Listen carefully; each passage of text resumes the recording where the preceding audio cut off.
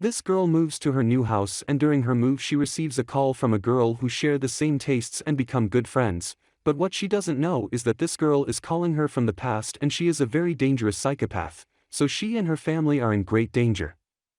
Welcome to Worth Recap. This time I show you the summary of the movie The Call. The tape begins with Seo-yeon returning home where she lived as a child with her mother, when an acquaintance, Sung-ho, offers to take her in his car. Seo-yeon accepts. On the way he asks for her phone since she had lost hers at the subway station. Upon arriving at the house, Seo-yeon returns her phone, hoping there will be one at the house. When she enters, she begins to look for a phone among the things that her mother had stored in boxes. Finding an old phone, Seo-yeon decides to connect the phone and call her number, where some people answer who say they will call her later. Later she receives a call from a girl asking for Sun-hee, and immediately hanging up knowing it was the wrong number. Seo-yeon visits the hospital where her mother is hospitalized, and a doctor tells her that her mother has a brain tumor that is very difficult to treat. Her mother tells her that she should visit the grave of her father, who died when she was as a child in a fire. Seo-yeon rushes out of the hospital to visit her father's grave. Seo-yeon visits her father's grave, and when he returns the phone starts ringing, and when answering, she was the same woman who called asking for Sun-hee, this time asking for help and giving the address of Seo-yeon's house.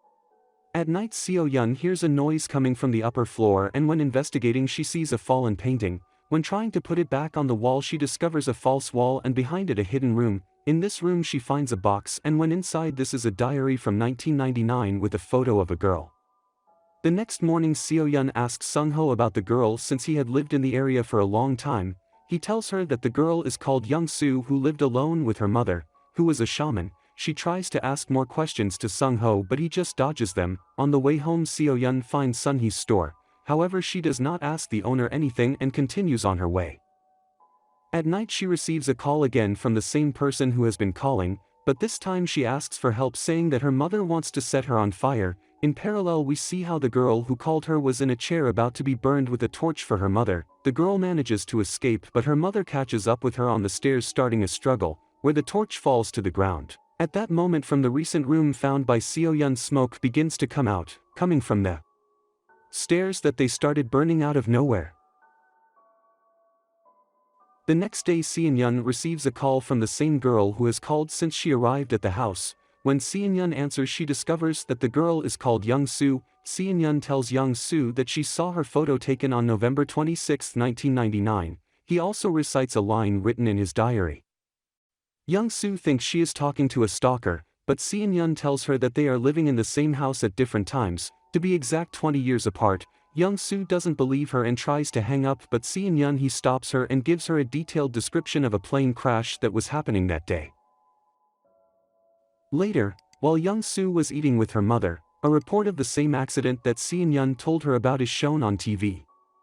The next day Young-soo calls Seo-yeon to talk about things that exist in the future, music and other things. While they were talking, Young-soo tells Seo-yeon that the woman she lives with is not her mother but her stepmother, since her biological mother died at birth. On the other hand, Seo-yeon tells her that her father died in a fire caused by his mother not turning off the stove. The next day at Young-soo's house, a young Seo-yeon's family comes to see the house because they intended to buy it. Young Seo-yeon and her family meet Young-soo, at which time Young-soo calls Seo-yeon, because she came up with the idea to save Seo-yeon's father's life. On November 27, 1999, Young-soo goes to Seo-yeon's house to prevent the fire from happening. Young-soo arrives at the house, but at that moment the scene is cut and we return to Seo-yeon, who has the cell phone that she had lost. She also sees how her scars caused by the fire disappear. In addition, the house begins to change by the changes made in the past by Young-soo. Seo-yeon leaves the house and enters a greenhouse where she meets her mother with no health problems. She is also reunited with her father. Seo-yeon and Young-soo begin to get along better and spend time together.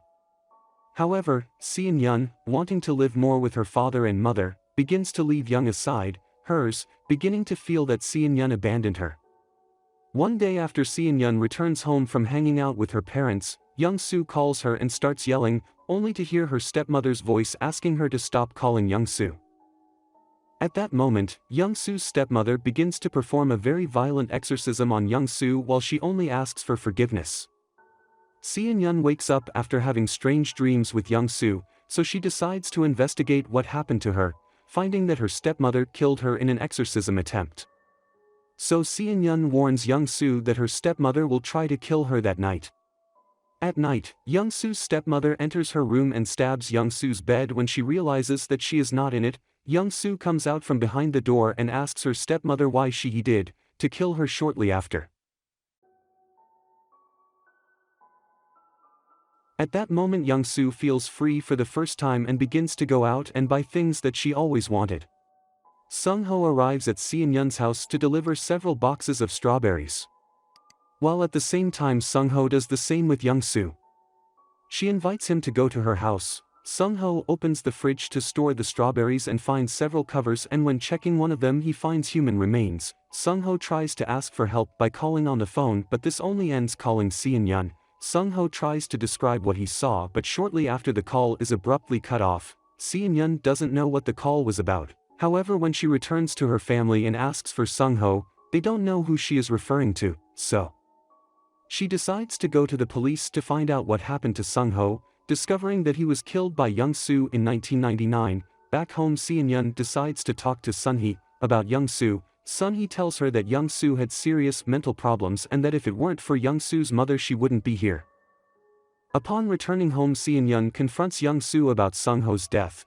Reading an article about how Young-soo was sentenced, she asks for information on how she was caught, but Si-Yun disconnects the phone so she doesn't have to see more with Young-soo. This angers Young-soo, making her want revenge. Later Si-Yun girl and her father go to Young-soo's house since her mother did not show up at the real estate agency to sign the documents. Young-soo invites them to come in and wait for the mother. Meanwhile, in the future, Si-Yun's father teaches her to drive. When he begins to disappear together in the car, this is because in the past, Young-soo ended his father's life and took Si-Yun as a child. As a hostage, Si-Yun returns to her house and finds it very deteriorated, and on the floor it was written that she should answer the phone. When doing so, Young-soo tells her that he is holding her hostage and that he will kill her if she does not tell her how the police caught her, giving a deadline to get the information. No alternative. Si-Yun investigates how Young-soo was caught. But he also finds out about the accidents that happened that day, finding the explosion of a greenhouse. For this reason he decides to set a trap for her to kill her. When Young-soo calls Si-Yun, she tells him that an old man will find the knife she used to kill the life of her victims and her fingerprints will be there. She goes to the place that Si-Yun told her, and when she arrives the place explodes. However, Young-soo survives and returns home to call and torture Si-Yun for having lied to her. She throws boiling water at her, arguing that it would help her stop lying, causing burns on Si-Yun. Shortly after we see that Si-Yun's mother goes to Young-soo's house since this was the last place where they saw to his wife and daughter. Si-Yun heads to the police station to read the notebook that contained Young-soo's case information, but the information starts to disappear due to Young-soo removing all the incriminating evidence. Si-Yun's mother arrives at a police station and asks a police officer to accompany her to check the house where her husband was last seen. In the future, Si-Yun's house changes again, having several refrigerators full of human bodies. At Young-soo's house, Si-Yun's mother arrives with the policemen who begin to investigate. While Si-Yun's mother tries to use the phone, Young-soo kills the policeman and then attacks Si-Yun's mother. So she locks herself in a room with the phone. Going back to Si-Yun, she is attacked by Young-soo from that time, escaping and locking herself in a room just like her mother. Si-Yun tells her that she has to fight to survive. 8-year-old Si-Yun is heard crying and asking for help outside the room. Her mother leaves the room to help her when Young-soo tries to attack her.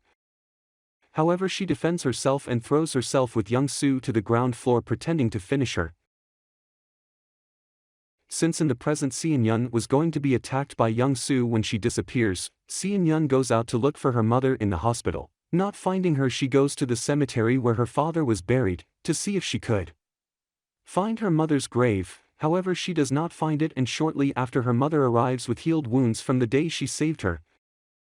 However, as they walk to leave the cemetery, Si-Yun's mother begins to disappear, because Young-soo, from 2019, warned Young-soo from 1999 what was going to happen, preparing her for what would happen. Passing the scene, we see Si-Yun tied to a chair in the same room as Young's stepmother. Soo was trying to exorcise her. Thanks for watching this video. Subscribe to see more videos like this. If you wanted to see more, I recommend this movie.